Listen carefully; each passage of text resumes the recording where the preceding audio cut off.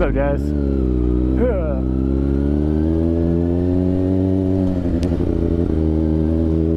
Alright, so today we're going to talk about the difference between the Ninja 650 and the Ninja ZX6R. I've actually had the privilege of owning both of the motorcycles.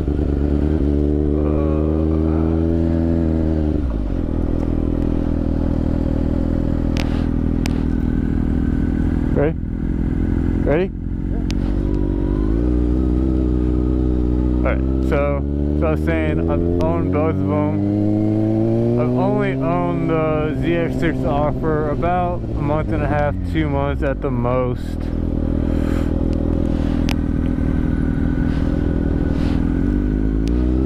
So,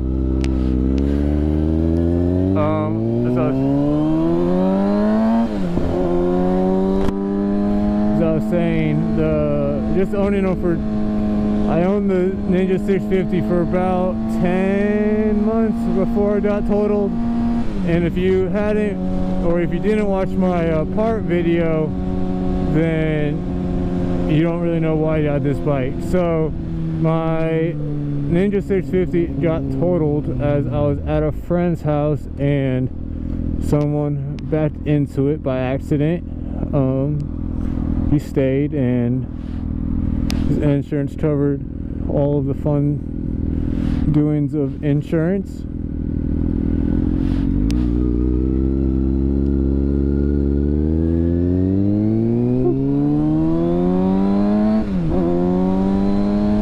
And so with that, I mean, he just totaled it. It got totaled. Not that there was a lot of damage to the bike.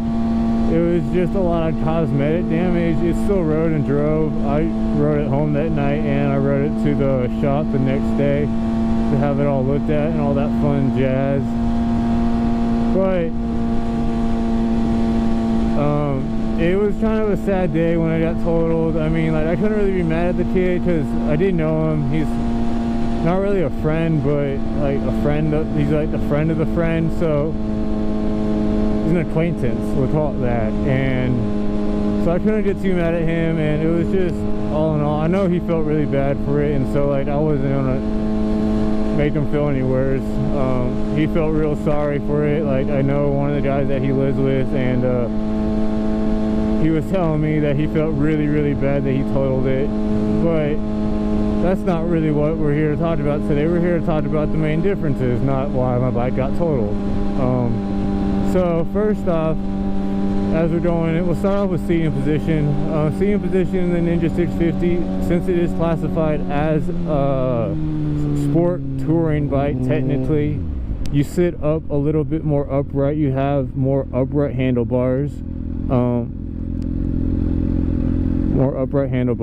And then the seating position is more upright. The passenger seating is as well more upright or not more up, yeah, it is more upright, but you're also kind of flatter compared to where you are in the ZX6R, where you're more forward to begin with. So that means your passenger is going to be more forward, and you're also higher on the back end, as all super sports are.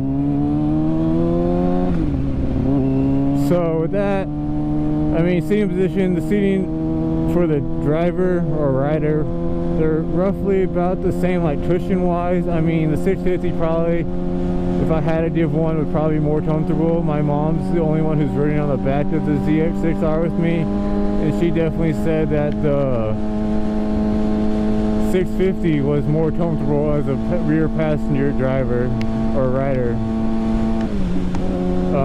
So it was definitely more comfortable to her in the sitting on the back of the 650 compared to the ZX6R.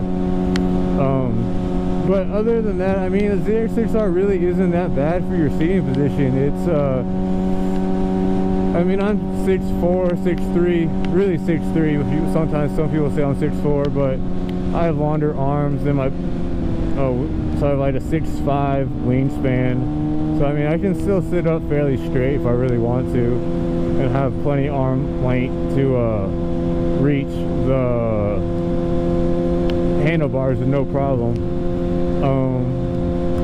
So another thing that's also different with the two bikes is the modes. I'm a huge fan of the modes. They are a huge lifesaver to me.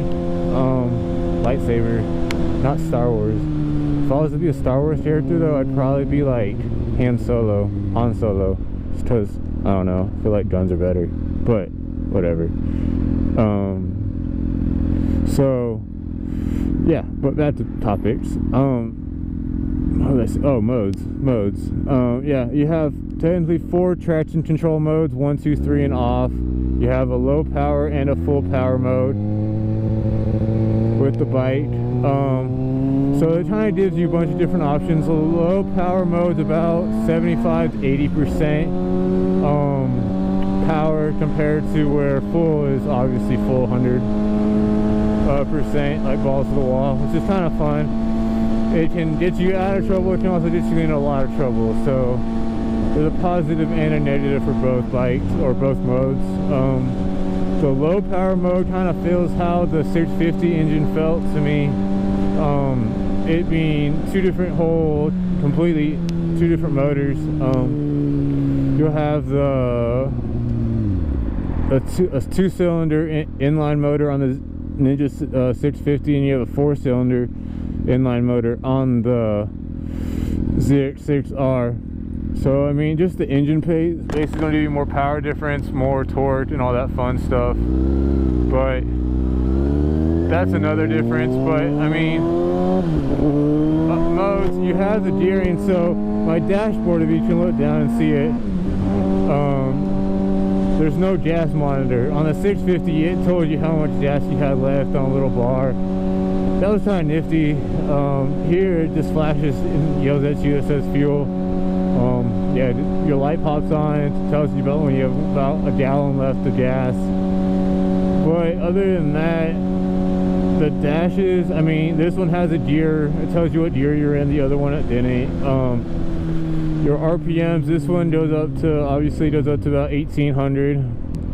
The other one only went up to like 1300, so obviously you're gonna get more power bandwidth, duration of it, and able to be in the power band longer and give you more pull at higher speeds. But other than that, I mean, seating position, since I said earlier I'm 6'3", you can see that I can easily flat foot and knees bent both bikes. I mean, not that you could see me on the 650, but you can see that it is pretty flat foot, or I am flat foot, and just trust me when I said I'm flat foot on the other bike.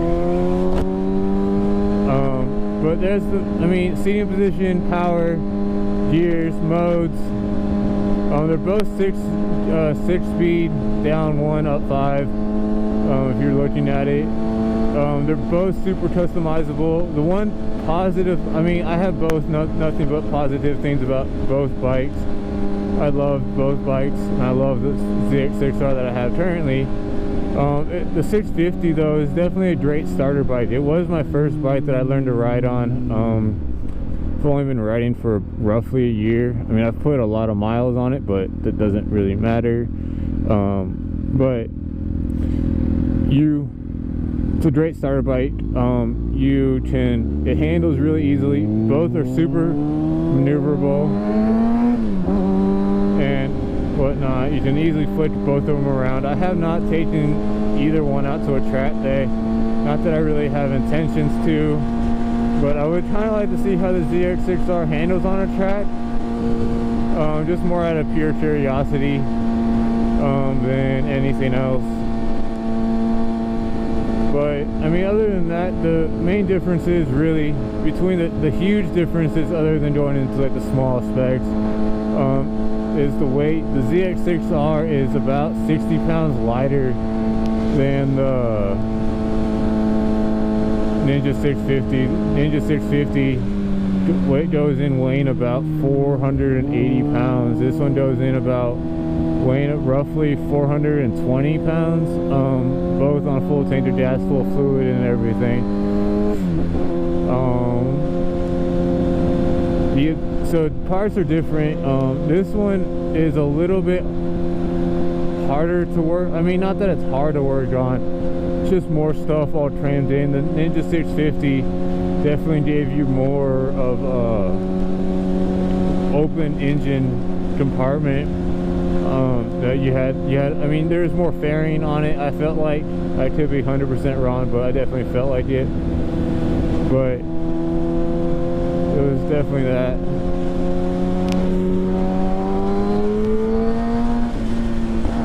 So I mean, other than like the small differences like that, I mean, to you as a rider, they're both super comfortable. I mean, if you're getting a first bike, I definitely I recommend the Ninja 650 or the SV 650, really any type of 650 class, just because it's going to give you more power than a 300 Super Sport.